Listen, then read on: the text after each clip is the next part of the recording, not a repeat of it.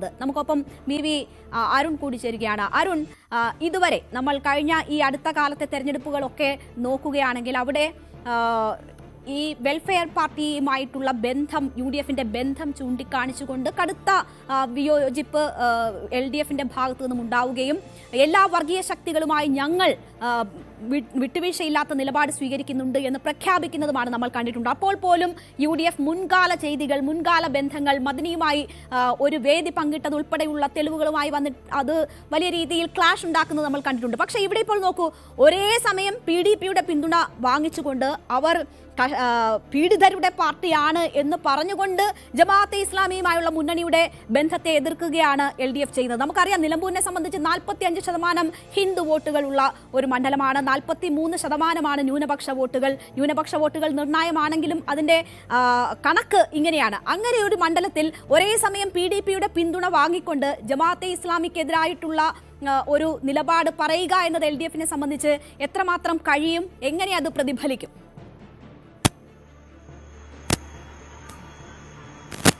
PDPയും ജമാഅത്തെ ഇസ്ലാമിയും അതുപോലെ തന്നെ SDPI ഈ സംഘടനകളെ രണ്ടായി കാണണമെന്നാണ് CPMന്റെ ഇടതു മുന്നണിയുടെ നിലപാട്. കാരണം മതരാഷ്ട്രവാദം മുന്നോട്ട് വയ്ക്കുന്നവരാണ് ജമാഅത്തെ ഇസ്ലാമിയും അവരുടെ പാർട്ടിയായ അവരുടെ രാഷ്ട്രീയ പാർട്ടിയായ വെൽഫെയർ പാർട്ടിയും CPM കാണുന്നത്. SDPIയും സമാനമായി CPM ഇടതുമുന്നണി ചിത്രീകരിക്കുന്നു. എന്നാൽ PDP നേരത്തെ മുൻകാലങ്ങളിൽ പ്രത്യേകിച്ചും മദനിയുടെ തുടക്കകാലത്തൊക്കെ വലിയ തീവ്ര നിലപാടുകൾ സ്വീകരിച്ച പാർട്ടിയാണ്. പക്ഷേ ഇപ്പോൾ ഒരു പീഡിത പാർട്ടിയായാണ് അവരെ CPM വിശേഷിപ്പിക്കുന്നത്. അതിന് കാരണം മദനിയുടെ ജയിൽവാസവും, മദനിയെ അകാരണമായെന്ന് പറയുമ്പോൾ നിയമ സംവിധാനങ്ങൾ വെല്ലുവിളിച്ചുകൊണ്ട് നിയമപരിരക്ഷയൊന്നും നൽകാതെ ജയിലിലടച്ചു. അതിനെയാണ് പീഡിത പാർട്ടിയായി CPM വിശേഷിപ്പിക്കാൻ കാരണം. രണ്ടും രണ്ടായി കാണുമെന്ന് തന്നെയാണ് CPM പറയുന്നത്. മറ്റൊരു ന്യായം അവർ പറയുന്നത്, ഈ UDFന്റെ അസോസിയേറ്റ് അംഗമാക്കാമെന്ന ഉറപ്പിലാണ് വെൽഫെയർ പാർട്ടിയുടെ പിന്തുണ UDF തേടുന്നതും അവർക്ക് നൽകിയതും. മറിച്ച് PDPയോട് LDF ഇടതുമുന്നണി പിന്തുണ തേടിയിട്ടില്ല, അവർ പിന്തുണയ്ക്കുകയാണ്.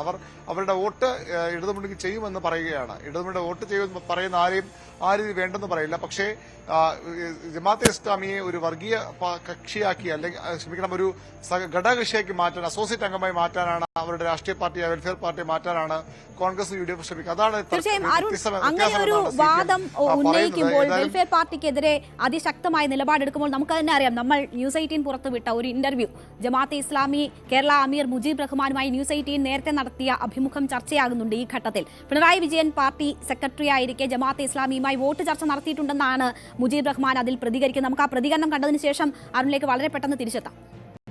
പിന്തുണ പ്രഖ്യാപനം ഏകപക്ഷീയമായിരുന്നോ അതോ തമ്മിൽ ചർച്ച ചെയ്തിട്ടാണോ? CPM നേതാക്കൾ നിങ്ങളുടെ അടുത്തേക്ക് വന്നോ, നിങ്ങൾ അങ്ങോട്ട് പോയോ? രണ്ടു കൂട്ടരും പരസ്പര സൗകര്യമുള്ള സംവിധാനം ഉപയോഗപ്പെടുത്തി ഒരുമിച്ചിരുന്ന് ചർച്ച ചെയ്തതിന് ശേഷമാണ് പിന്തുണ കൊടുത്തത്. CPMന് മാത്രമല്ല, ഇരു മുന്നണികൾക്കും ജമാഅത്തെ ഇസ്ലാമി നാളിതുവരെ പിന്തുണ കൊടുത്തിട്ടുണ്ടെങ്കിൽ അതിന് തെളിവുണ്ടോ? തെളിവുകളുണ്ട്. ഞാൻ കോൺഫിഡൻഷ്യലി നടന്ന ചർച്ചകൾ ഒരു ഉത്തരവാദപ്പെട്ട ഒരു സംഘടന എന്നുള്ള അർത്ഥത്തിൽ എല്ലാം വെളിപ്പെടുത്തുന്നതിനൊരു പരിമിതിയുണ്ട്. ഒരൊറ്റ വിഷയം മാത്രം ഞാൻ പറയാം. 2011 ഇലക്ഷനുമായി ബന്ധപ്പെട്ട് ചർച്ച നടന്നത് ആലപ്പുഴ ഗസ്റ്റ് ഹൗസിലാണ്. ചർച്ചയിൽ പങ്കെടുത്തത് അന്നത്തെ ജമാഅത്തെ ഇസ്ലാമി കേരള അമീർ T ആരിഫ് അലിയാണ്. മറുഭാഗത്ത് നിന്ന് പങ്കെടുത്തത് പാർട്ടി സെക്രട്ടറി. ഈ അഭിമുഖത്തിലെ ഈ വാക്കുകൾ എവിടെയൊക്കെ ചർച്ച എങ്ങനെയൊക്കെ നടത്തി എന്നത് വരുന്നുണ്ട്. ദേശാഭിമാനിയുടെ പഴയ ലേഖനം, മുഖ്യമന്ത്രിയുടെ തന്നെ നേരത്തെയുള്ള പ്രസ്താവനകൾ, ഇതൊക്കെ തെളിവായി മുന്നിൽ നിൽക്കുമ്പോഴാണ് UDFനെതിരെ എല്ലാ തെരഞ്ഞെടുപ്പിലേതും എന്ന പോലെ ഇങ്ങനെ ഒരു വലിയ തരത്തിലുള്ള എതിർപ്പ് LDFന്റെ ഭാഗത്തു നിന്നും ഈ ബന്ധവുമായി ബന്ധപ്പെട്ടുണ്ടാകുന്നത്. അതോടൊപ്പം തന്നെ ഇപ്പോൾ PDPയെ ഒപ്പം നിർത്തുന്നു, പരസ്യമായി PDPയെ ഒപ്പം നിർത്തിക്കൊണ്ട് അതിനെ ന്യായീകരിക്കുക എന്നത് ഒരു ശ്രമകരമായ ദൗത്യമല്ലേ? അത് ഗുണത്തെക്കാൾ ഏറെ ഒരു പക്ഷേ ദോഷം ചെയ്യുന്ന സമീപനം കൂടിയല്ലേ അരുൺ?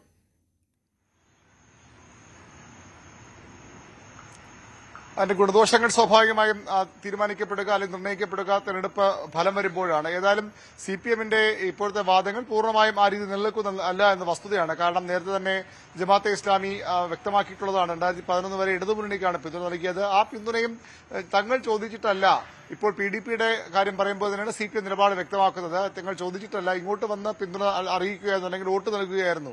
അത് വേണ്ടെന്ന് പറയാൻ കഴിയില്ല. ആ നിലപാടാണ് CPM അന്നും സ്വീകരിച്ചത്, ഇന്നും സ്വീകരിക്കുന്നത്. അതുകൊണ്ട് പക്ഷേ ഈ കോൺഗ്രസിന്റെ ആരോപണങ്ങളും അതുതന്നെയാണ്. ഞങ്ങൾക്ക് ആരെങ്കിലും വോട്ട് ചെയ്താൽ അവർ വർഗീയവാദികളും CPMന് വോട്ട് നൽകുമ്പോൾ അവർ മതേതരവാദികളും പറഞ്ഞത് എന്ത് ന്യായം? അത് എവിടത്തെ മര്യാദ എന്ന ചോദ്യമാണ് കോൺഗ്രസ് ഉന്നയിക്കുന്നത്. അതുതന്നെയാകും CPMന് ഈ വരും ദിവസങ്ങൾ നേരിടേണ്ടി വരിക. ഏതായാലും മറുഭാഗത്ത് ഈ കോൺഗ്രസിലും പ്രശ്നങ്ങൾ ഉണ്ടായേക്കാം. അത് പറഞ്ഞു പൂർത്തിയാക്കിക്കോളൂ അരുൺ, പറഞ്ഞു പൂർത്തിയാക്കിക്കോളൂ. തീർച്ചയായിട്ടും കോൺഗ്രസിലും അത് പ്രശ്നങ്ങൾ ഉണ്ടാക്കിയേക്കാം. കാരണം എങ്ങനെയാണ്, നേരത്തെ അനുമോദ് സൂചിപ്പിച്ച അക്കാര്യമാണ്, എങ്ങനെയാണ് ഇത്രയും നാൾ ജമാഅത്തെ ഇസ്ലാമി വിരുദ്ധ ചെയ്ത് നിർത്തിയ മുസ്ലിം ലീഗ് അടക്കമുള്ള രാഷ്ട്രീയ പാർട്ടികളുണ്ട്. ആര്യാടൻ ഷൌക്കത്തിന്റെ മുൻകാല നിലപാടുകൾ ആര്യാടൻ മുഹമ്മദിന്റെയും ചോദ്യം ചെയ്യപ്പെടുന്നുണ്ട്. പ്രത്യേകിച്ചും ജമാഅത്തെ ഇസ്ലാമിയെ അവർ കണ്ടത് എങ്ങനെയാണ്, എത്രത്തോളം വിമർശനമാണ് അവർക്കെതിരെ ഉന്നയിച്ചിരുന്ന കാര്യങ്ങളൊക്കെ അത് വരും ദിവസങ്ങളിൽ CPMനും ആയുധമായി മാറും. യഥാർത്ഥത്തിൽ രണ്ട് മുന്നണികൾക്കും പരസ്പരം ആരോപണ പ്രത്യാരോപണം ഉന്നയിക്കാനും ചെടിവാരി തരാൻ നിരവധി വിഷയങ്ങളുണ്ട്. ഏതായാലും ഇന്നത്തെ ഈ നിലമ്പൂർ മണ്ഡലത്തിൽ ഏറ്റവും സജീവമായ ചർച്ച ജമാഅത്തെ ഇസ്ലാമിയുടെയും PDPയുടെയും പിന്തുണ എങ്ങനെ ഈ മുന്നണികൾ മതേതര നിലപാട് പറഞ്ഞുകൊണ്ട് സ്വീകരിക്കുമെന്നുള്ളത് തന്നെയാണ്. തീർച്ചയായും. എന്തായാലും അഖില ഭാരതീയ ഹിന്ദു മഹാസഭയാണ് ഇന്ന് കഴിഞ്ഞ ദിവസം ഇടതുപക്ഷത്തിന് പിന്തുണ പ്രഖ്യാപിച്ച മറ്റൊരു സംഘടന. അപ്പോൾ നേതാക്കൾ അവരുടെ വിജയരാഘവനുമായി കൂടിക്കാഴ്ച നടത്തിയ സംഭവമൊക്കെ ഉണ്ടായപ്പോൾ അദ്ദേഹത്തോട് പ്രതികരണം ചോദിക്കുമ്പോൾ ഓഫീസിലേക്ക് വരുന്നവരെ ആട്ടിയിറക്കാൻ പറ്റുമോ എന്ന തരത്തിലുള്ള സമീപനമാണ് അല്ലെങ്കിൽ പ്രതികരണമാണ് വിജയരാഘവനിൽ നിന്നും ഉണ്ടാകുന്നത്. അപ്പോൾ അവരെ തേടി എത്തുന്നവരോട് ഒരു സമീപനവും മറ്റ് മുന്നണികൾ നടത്തുന്ന ആശയവിനിമയങ്ങളിൽ അല്ലെങ്കിൽ പിന്തുണ തേടലിൽ അല്ലെങ്കിൽ അവർക്ക് പിന്തുണ പ്രഖ്യാപിക്കുന്നവരോട് മറ്റൊരു നിലപാടും എന്ന തരത്തിലുള്ള ഏറ്റുമുട്ടലാണ് ഇപ്പോൾ നിലമ്പൂരിൽ നടക്കുന്നത്. CV അനുമോദിലേക്ക് ഒരിക്കൽ കൂടി പോയ അനുമോദ്, ഈ അരുൺ പറഞ്ഞു വെച്ച കാര്യമുണ്ടല്ലോ, അവിടെ നിലമ്പൂരിനെ സംബന്ധിച്ച് രണ്ട് മുന്നണികളും നിർത്തിയിരിക്കുന്നത് ഏറ്റവും സ്വീകാര്യരായ രണ്ട് സ്ഥാനാർത്ഥികളെയാണ്. അപ്പോൾ അവർ ഈ വിഷയത്തെ എങ്ങനെ കൈകാര്യം ചെയ്തു എന്നത് അവരുടെ പ്രതികരണങ്ങളിൽ നിന്ന് നോക്കിയാൽ തന്നെ വളരെ മിതത്വവും വാക്കുകളിലെ ശ്രദ്ധയും അവർ നൽകിയിട്ടുണ്ട്. ആ പ്രതികരണങ്ങളിൽ നിന്ന് നമുക്ക് വളരെ വ്യക്തമാണ്.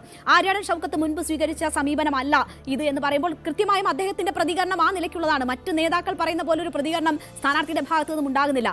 നമ്മൾ ഈ വിഷയവുമായി ബന്ധപ്പെട്ട് രണ്ടുപേരുടെയും പ്രതികരണം കാണുമ്പോൾ അവർ മുന്നണിയുടെ തീരുമാനത്തിന് വിധേയപ്പെടേണ്ടി വരുന്നതിന്റെ ഒരു അസ്വസ്ഥതയാണോ നമുക്ക് അവരുടെ വാക്കുകളിൽ കാണാൻ കഴിഞ്ഞു?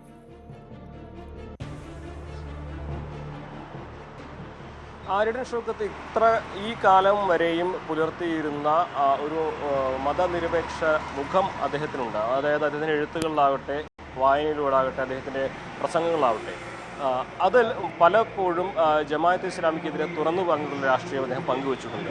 എന്നാൽ ഇന്ന് അദ്ദേഹത്തിനോട് പ്രതികരണം ആയി കഴിഞ്ഞപ്പോൾ അതും നേതൃത്വം പറയട്ടെ എന്ന തരത്തിലാണ്, ആരുടെയും വോട്ട് വേണ്ടെന്ന് പറയാനാകില്ല എന്ന തരത്തിൽ ഒഴിഞ്ഞു മാറിക്കൊണ്ടുള്ള പ്രതികരണം. അതായത് ഒരു തെരഞ്ഞെടുപ്പിന്റെ സമയത്ത് ഒരു സ്ഥാനാർത്ഥി സ്വീകരിക്കുന്ന ഒരു നിലപാട്, ഒഴിഞ്ഞു മാറൽ നിലപാടാണ് അദ്ദേഹത്തിൻ്റെ ഭാഗത്തു നിന്ന് ഉണ്ടായിട്ടുള്ളത്. അതിന് കൃത്യമായ കാരണമുണ്ട്. കാരണം ആര്യാടൻ ഷൌക്കത്ത് ഏത് തരത്തിൽ ഇക്കാര്യത്തെക്കുറിച്ച് ഒരു വിമർശനം ഉന്നയിച്ചു കഴിഞ്ഞാലും അത് വലിയ തിരിച്ചടി ഉണ്ടാക്കും. രണ്ടാമത് ആര്യാടൻ ഷൌക്കത്തിൻ്റെതായിട്ടുള്ള പഴയ പ്രസംഗങ്ങളും ദൃശ്യങ്ങളുമൊക്കെ വലിയ തോതിൽ തന്നെ സാമൂഹ്യ മാധ്യമം പ്രചരിക്കുന്നുണ്ട്.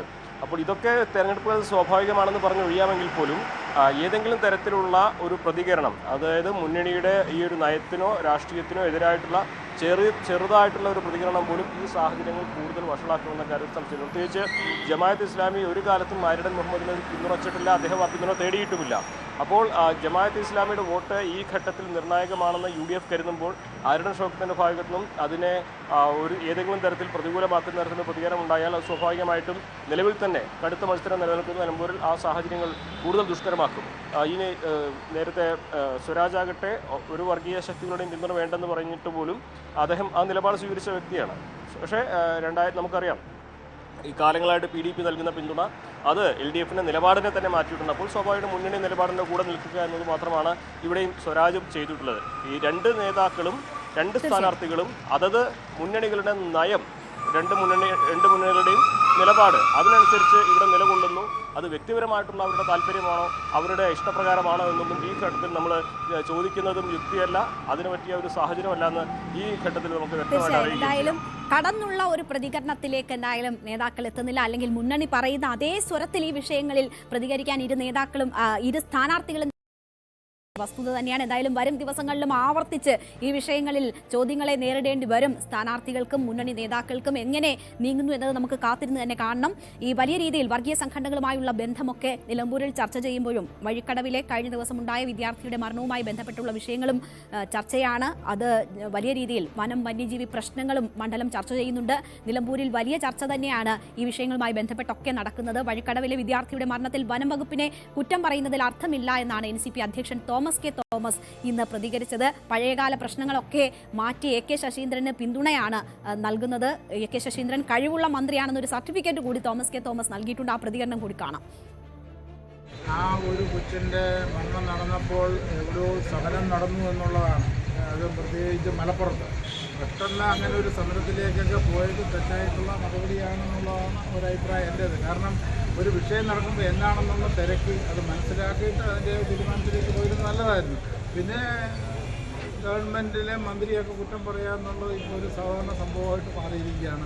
അങ്ങനെയൊന്നുമല്ല, മന്ത്രിയുടെ ഭാഗത്ത് സംസാരിച്ച് അദ്ദേഹം പറഞ്ഞത് അങ്ങനെ തന്നെയാണെന്ന് എനിക്ക് തോന്നുന്നു. കാരണം ഇവിടെ ഈ വിഷയം നടന്ന ഉടനെ മലപ്പുറത്ത് ഇതിനെതിരെ ഒരു പ്രതിഷേധ സമരം നടന്നപ്പോൾ അതെന്തോ ഗൂഢാലോചനയാണെന്നൊരു സംശയം അദ്ദേഹത്തെ മനസ്സിൽ തോന്നിയതാണ്.